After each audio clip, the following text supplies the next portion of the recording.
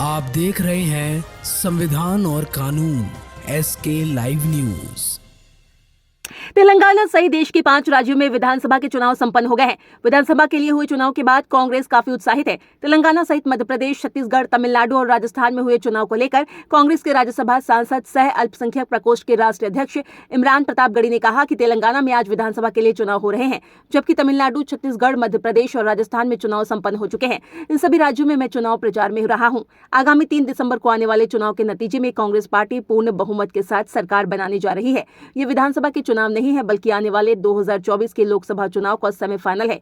यही वजह है प्रधानमंत्री नरेंद्र मोदी और पूरी बीजेपी पार्टी इंडिया अलायंस बनने के बाद बौखलाई हुई है, इसीलिए भाजपा परेशान है। वहीं पश्चिम बंगाल में केंद्रीय गृह मंत्री अमित शाह के द्वारा CAA लागू करने वाले बयान पर कहा कि एक ऐसा कानून जिनकी ना तो आवश्यकता है और ना भारत जैसे बड़े देश में जरूरत है। लेकिन भारतीय जनता के पार्टी के पास कोई मुद्दे नहीं है, विकास के नाम पर गिनाने के लिए जुमले हैं। इसीलिए भाजपा समय समय पर इस तरह के बयान देकर ध्यान भटकाने की कोशिश करती है। भाजपा विकास का झूठा प्रचार प्रसार कर देश की जनता को गुमराह कर रहा है। उनके इस अभियान में मोदी मीडिया खुलकर उनका साथ निभा रहा है, जो देश के लिए घातक है। इमरान प्रतापगढ़ी गुरुवार को जिले के ताजपुर में एक कवि सम्मेलन सह मुशायरा में शामिल होने के लिए समस्तीपुर जिला कांग्रेस कार्यालय में एक प्रेस वार्ता को संबोधित करते हुए ये बात कही। इस मौके पर कांग्रेस जिला अध्यक्ष अबू तमीम, अबू तनवीर, फैजी रहमान, तारिक रहमान, बॉबी, मोहम्मद शहजादे समेत दर्जनों लोग मौजूद थे। मजबूत है बिहार में।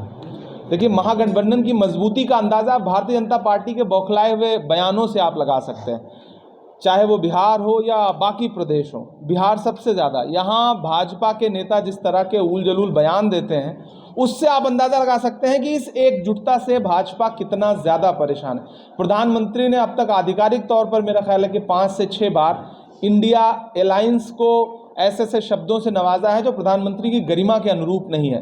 कभी अरबन नक्सल बताना, कभी इंडियन मुजाहिदीन बताना, कभी जंग लगा लोहा बताना, ये प्रधानमंत्री के स्तर की भाषा नहीं है। लेकिन इंडिया अलायंस की एकजुटता का असर है कि प्रधानमंत्री जी इस तरह के बयान दे रहे हैं। अलायंस पूरी मजबूती के साथ डटा है और 2023 के ये जो विधानसभा के नतीजे हैं, इसके बाद इस अलायंस का कुनबा और बढ़ेगा।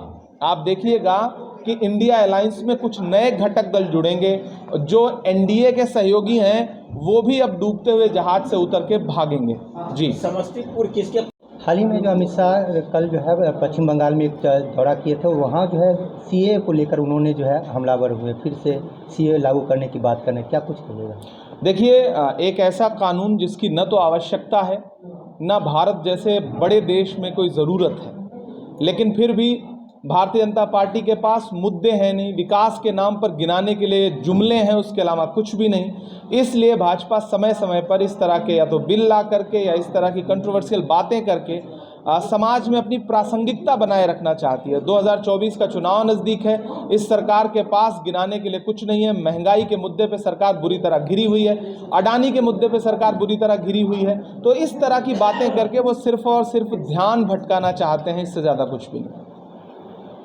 खबरों के लेटेस्ट अपडेट के लिए इसी तरह हमारे साथ जुड़े रहें और इस वीडियो को ज्यादा से ज्यादा शेयर करें।